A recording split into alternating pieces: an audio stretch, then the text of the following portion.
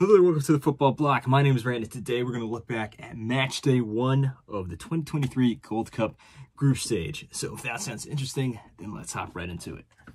One step beyond.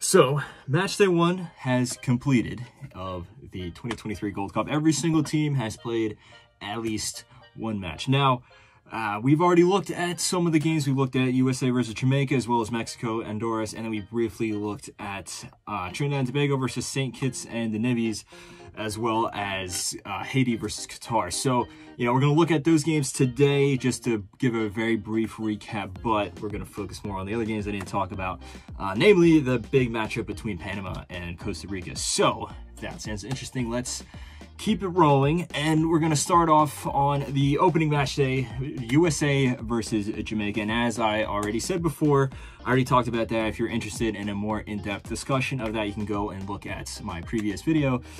With the US and Jamaica in the opening night of the 2023 Gold Cup, they drew 1-1. Now, it is very important to note that USA was going into this tournament with a C squad, essentially. This is not full strength US. There's no Christian Pulisic, there's no McKennie, no Tyler Adams, no Brendan Aronson, no Gio Reyna.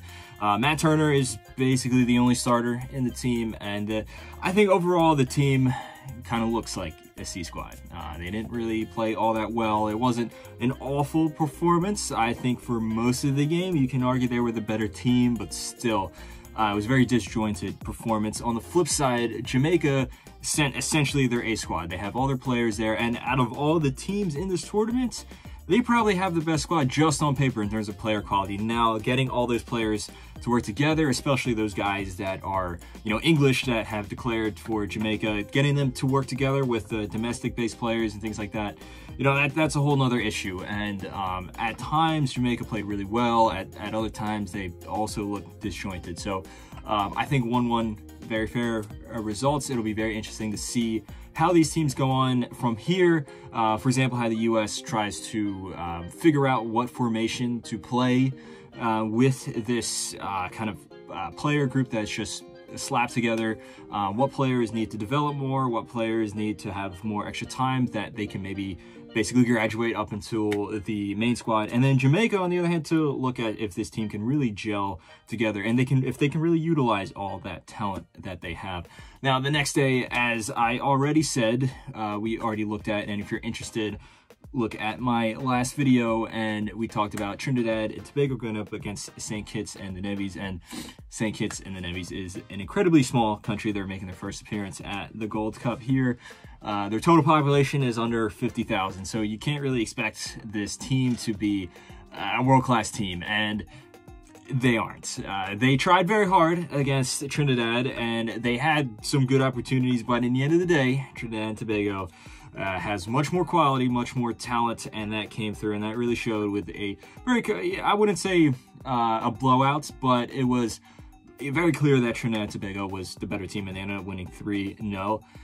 Then later on in that same day, we had Haiti versus Qatar, who is a guest in this tournament, but like the US and also like Canada and Mexico, they did not bring their A squad. There's only a few starters in there.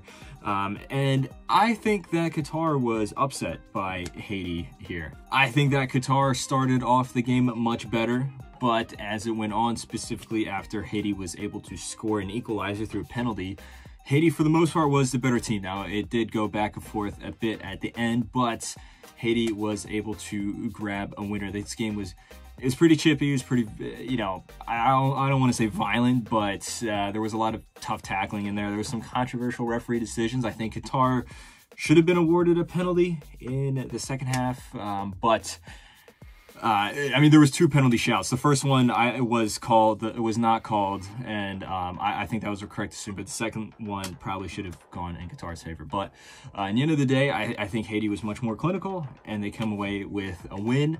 And then later on in that day, the last match of the day was Mexico going up against Honduras, which ended up being a 4-0 destruction. And this match here, I think you can't read too much into it, as I said in my last video, because there's all this controversy going on behind the scenes with Mexico. Their new manager coming in, Jaime Lozano.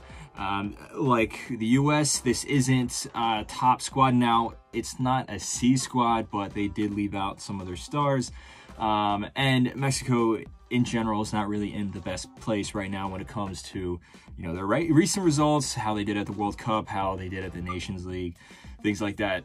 So this 4-0 result kind of looks like all is well again, but you have to take into account that this is a very, very poor Honduran side. Some of the defending on those goals was, for lack of a better term, atrocious.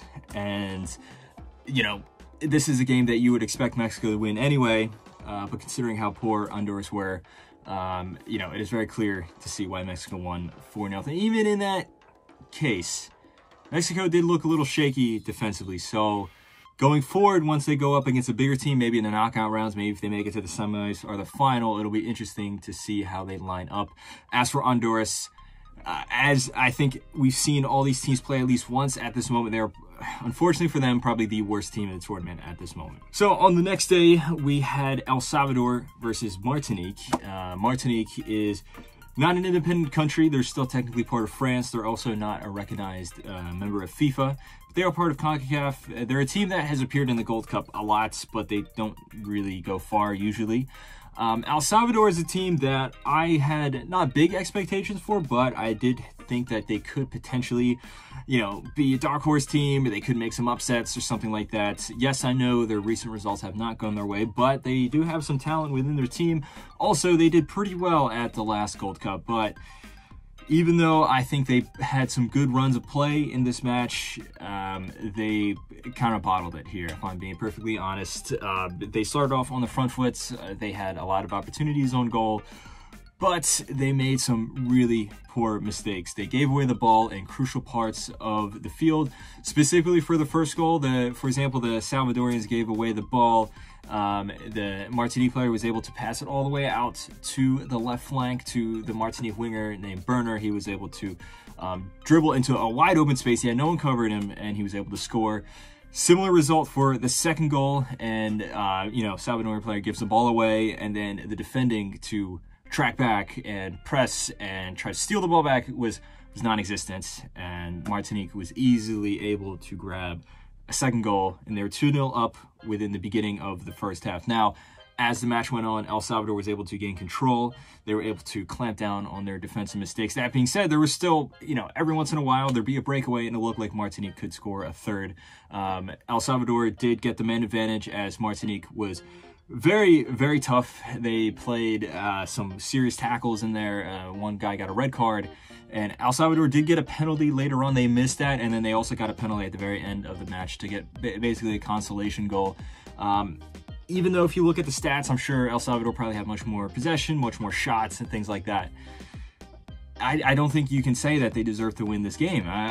They were, you know, very porous at the back, and they were not clinical when they had their chances versus Martinique, who for the most part defended well and were extremely clinical with the few chances that they had. So, I mean, who knows what's going to happen in this group from this point on, but, you know, maybe Martinique is actually going to be the surprise team and not El Salvador. Then in the next group match, we had, out of all the remaining matches after USA versus Jamaica and Mexico versus Honduras, we have the next biggest match, which is Panama versus Costa Rica. And, you know, Panama and Costa Rica are usually fighting for the spot for third best team in CONCACAF, third best team in North America. Now, I think Canada, for the most point, is pretty comfortable in that position, but historically it's been between those two teams. Both of them have been to a World Cup, at least somewhat recently. They've also been very far in the Gold Cup.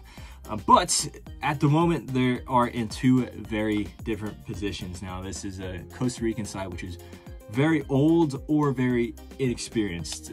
We saw how they did at the last World Cup, obviously losing 7-0 to Spain. Now, they were able to rebound with a win over Japan, but Japan heavily rotated in that match. And yes, they did, you know, they were able to be beating Germany at one point, but that game was just utter chaos.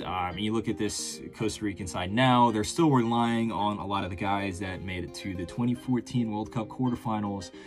You know, Joel Campbell is still there. He's basically their most dangerous player up top. They still have Celso Borges. There's a bunch of guys that are very, very old. They've been playing in this team for over a decade at this point. Meanwhile, Panama did have an old generation that made it to the 2018 World Cup. Most of those guys have kind of moved on. There's, you know, some very talented guys in the team. I wouldn't say that they're, you know, going to be competing for this trophy, but they still can be a very serious team, and I think they do have a much higher level of quality compared to Costa Rica. I think that was evident in this match here where, you know, Costa Rica, while they did have some chances early on, for the most part, it was all Panama, specifically down on the wings. Panama was incredibly dangerous. They opened the score, a beautiful header, Fajardo scored it, but the ball was absolutely whipped into the box. Beautiful cross, and you know, this is obviously they scored off of this chance, but this was happening the entire match. Their ball is being whipped into the box, and the Costa Rican defense basically had no answer for it. As the match went on, you know, Costa Rica was able to make some chances. You know, a guy like Joel Campbell is very talented, especially at this level of the Gold Cup, so you're always going to get some chances when you have a guy like him on the field, but it was few and far in between. Second half comes on, Panama scored yet another header, and then from that moment on, Panama had total control over the match, more possession, more shots, you know, more dangerous runs of play, things like that. For the most part, they defended well. Yes, they did concede a goal with like 30 seconds left, but again, it was a beautiful pass from Joel Campbell. Also, the goalkeeper probably went down a little too early. So on paper, is a 2-1 result. It looks like a close game. It really wasn't. I think Panama really showed out. Panama looks like a serious team. This tournament, like I said, probably not going to win the whole thing, but I think that they have a reasonable path to the semifinals, maybe even the final, depending on who they play. Costa Rica, on the other hand, they should make it out of the groups, but I think this Costa Rican team is a shell of what they used to be. Now, the last two games that we're going to talk about here today, we have Guadeloupe versus Canada. Now, like Martinique, Guadeloupe is not an independent country. They still are technically part of France. They're also not a recognized member of FIFA. But they, you know, I think they kind of showed out in this game. Canada went into this without a lot of their starting players. You know, there's no Alphonso Davies, for example. There's no Jonathan David or anything like that. But, you know, they still have Borjan. They still have most of their defense. For the most part, it's their starting defense. They also have, you know, Eustachio, he's there, Hoylet, Cavallini, guys like that, Sorio. So it's not Canada in their tip-top shape, but it's still a very decent Canada side. And I gotta be honest, for a team that topped the CONCACAF qualifiers for the World Cup, that prided themselves as being the best team in North America, they came into this very arrogant, and they ended up coming away with a draw. I think they went into this expecting that they would easily win this when you consider basically the difference between of quality that Canada has, even if it's not their full strength squad, to Guadeloupe. And I think they severely underestimated Guadeloupe, who came out swinging. They opened the score, you know, good build-up play, and yes, Canada had a lot of chances as well. I think Guadeloupe's goalkeeper had to make some serious saves. I think he had a really good match, but I mean, Canada's defense was also very porous as well, which is ironic because for the most part, it's their starting defenders. It's all their most talented defenders. And yet spaces opened up and things like that. Players were running past them. The starting striker for Guadeloupe had so many chances. And, you know, you would expect that if it was a bigger team, like if it was, say, Mexico or the U.S., or even a team like Jamaica or even Panama, that this game could have gotten out of hand for Canada. And, you know, Canada was able to equalize after a pretty good goal from Cavallini, and they were able to grab the lead after a rather unfortunate own goal from Guadeloupe in the second half. And at that point, it looked like Canada was, you know, going to grab a hand on the match and then run away with a win. they bottled it in the last moment. There was a set piece with only a few minutes left, and Guadeloupe was able to bundle the ball over the line. Now, again, it was an own goal. This was an own goal, and this time in favor of Guadeloupe against Canada, but still very, very poor defending. And before this Gold Cup, I think a lot of people were talking about Canada as potentially being a favorite. Like I said before, they qualified for the World Cup. They finished top of the table.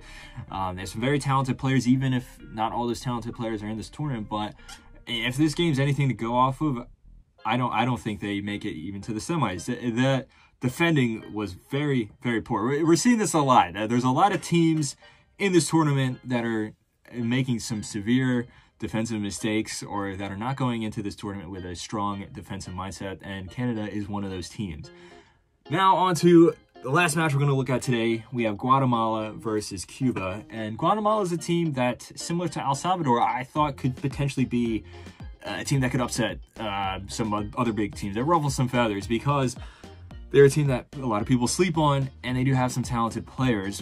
But you know, yes, they came away with a win here, but it was a very, very narrow win. And if you want to be a serious team in this tournament, you have to be comfortably winning games against smaller teams like Cuba. Cuba's been to the Gold Cup before, but, you know, for obvious political reasons, and then also the fact that soccer's not even the most popular country in Cuba. Baseball, by far, is way more popular. They're never really a strong team. They're usually like always a minnow. For example, at previous World Cups, they've lost, 6-0 to the U.S., 7-0 to Mexico, things like that. And I wasn't expecting Guatemala to put up numbers like that, but I was expecting a dominant performance from them. And that's not what happened. There really wasn't a lot of chances between either teams. I think, ironically, both teams, for the most part, defended pretty well. Differently, complete opposite of all the other games we've seen in this tournament so far. Both teams made it tough for each other. It was a very chippy game. It was very tense. There was a lot of tension in the air.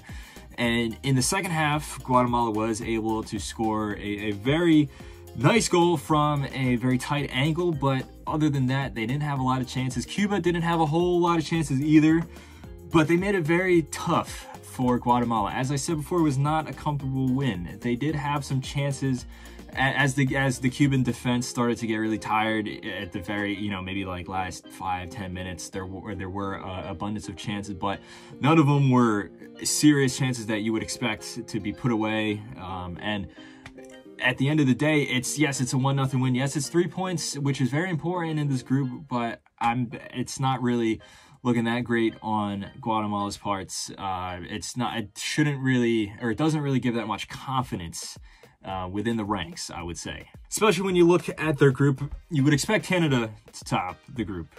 But who knows, considering their defensive atrocity that they had. But in the case of both Canada not necessarily performing as well as they should, and Guadeloupe being, not necessarily the biggest team in the region, this was an opportunity for Guatemala to maybe top the group potentially, or at least qualify to the knockout stages. And who knows what's going to happen here, because Canada, for all intents and purposes, probably will and should get to the knockout stage. And then considering how clinical Guadeloupe was, I think they might have a lockdown for second place. So it is a shame, if you're a Guatemalan fan, but who knows? I mean, they still have 2 more games, so it's not finished yet. But anyway, guys, let me know what you thought of match day 1 of the 2021 Gold Cup. If you have any questions or points of discussion, make sure to write them down in the comments below. For example, what do you think was the reason for Canada not being able to come away with a win? Was it arrogance? Was it just an off day? For example, was Guadeloupe? Is Guadeloupe actually much better than we all think? Do you think it's all rosy in terms of Mexico, or are they going to get shocked in their next game, or at least when they go up against a big team? Do you think Jamaica is going to be able to gel and get those Premier League players to, really show their potential in a tournament like this? Do you think El Salvador can turn it around? Do you think, Guatemala could potentially be a serious team going on? Do you think Panama maybe is a title contender? And is this the end of the road for Costa Rica? Let me know all your thoughts in the comments below. Don't forget to like and subscribe. Share this video with a friend. But anyway, guys, my name is Brandon. You guys have a nice rest of your night. One step beyond.